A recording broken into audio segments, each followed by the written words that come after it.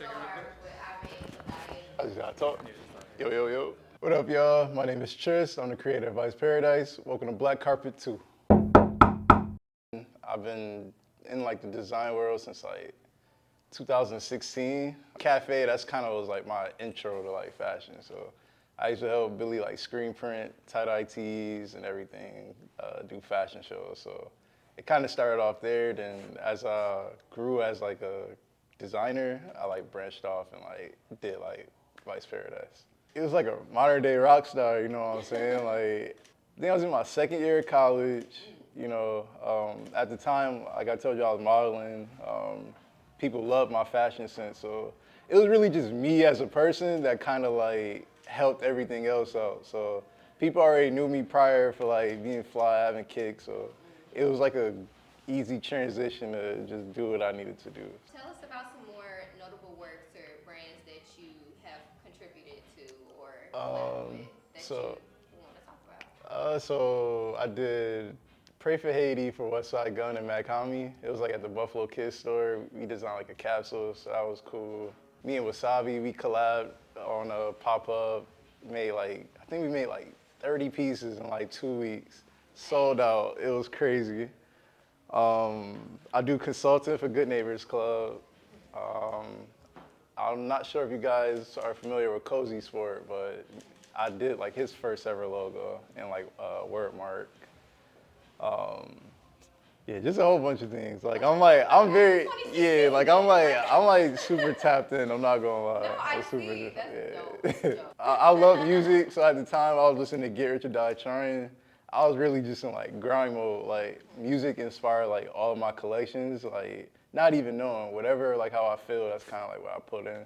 So at the time I was like heavy like just like Get Rich or Die Trying, looking at like NASCARs, playing Call of Duty a lot, just stuff like that. So I'm like, why not blend it with like my fashion sense? I love military wear, as you can see. So yeah, so this is just me, honestly. This is like one of my uniforms, per se.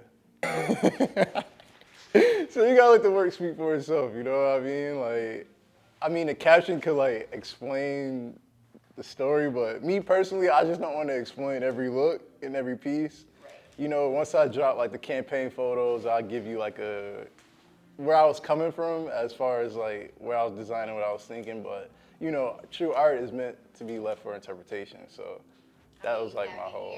This must be your first word. Thank you. This must be your first word. This interview. Yeah, for sure. I love that.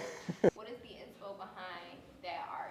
Like you say, you're really inspired by music. What else is there? So inspired by music and honestly just like the logo itself, like just the way like, a word may be arched or how the word looks.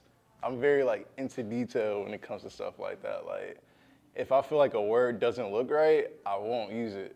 You know what I'm saying? So I'm like very selective on like how many letters is in that word, the proportions, and that's kind of like how I like pick it. So you're preparing now for the upcoming Black Carpet 2 show. Yes. Are you excited? I am. I'm a little nervous because I'm gonna be straightforward. It's like one of my favorite designers is Raf Simons. When he first got into Dior, I think he had like a month to create like a full collection. The documentary is called Dior and I. So most of the time, I spend like at least 80% trying to get inspiration, trying to figure out my story and what I'm gonna do, and then 20% is just designing. So half the time, I'm really not in the lab until like a month prior to like the shows. I don't think a lot of people know that. It started off as a bad habit. It's a joke. It started off as a bad habit. I don't know why. Me and Billy just used to just last minute crank out mad stuff. So that's just like how I work. I work in sprees. Like I could gradually do something, but I think my best work is like when I put all the pressure. So I kind of like self-sabotage myself. So. Wow. What is going to inspire your pieces in this Black Carpet showcase? So pretty much when I heard of black carpet, I think of black excellence. So, I'm like, it's time to show like my interpretation of black history. So I'm like, what would be the most interesting to do? Let's make a play on the stereotypes that they put on us. So my collection is called Fashionably Late.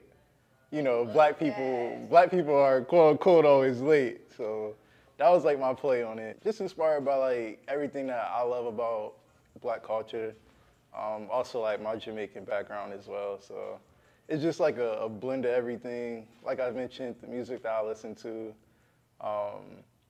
I'm still debating on like what era, just because like I only have like we got to do 10 looks. So I'm like, should I do a look from every era, or should I just pick one era and then flow off that?